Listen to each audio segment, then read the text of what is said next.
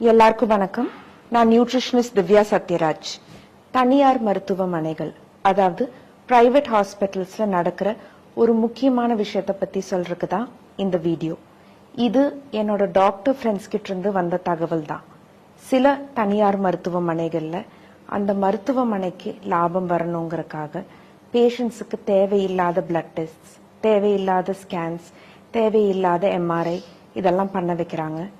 ஒரு பேஷண்ட் குணமானதுக்கு அப்புறமும் ஒரு 2 நாள் ஹாஸ்பிட்டல்ல அட்மிட் பண்ணதுக்கு அப்புறம் டிஸ்சார்ஜ் பண்றாங்க. பிரைவேட் ஹாஸ்பிட்டல்ஸ்க்கு போனா நோய் குணமாகுங்கிற நம்பிக்கையை விட பணம் காலி ஆகுங்கிற பயம்தான் பேஷண்ட்ஸ்க்கு அதிகமா இருக்கு.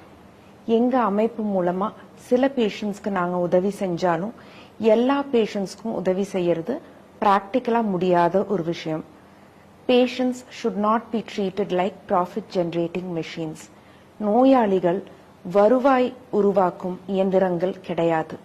பிரைவேட் ஹாஸ்பிட்டல்ஸ் வச்சிருக்கிறவங்க பேஷண்ட்ஸை மனிதாபிமானத்தோட நடத்தணும்னு ரிக்வெஸ்ட் பண்ணி கேட்டுக்கிறேன். நன்றி, வணக்கம்.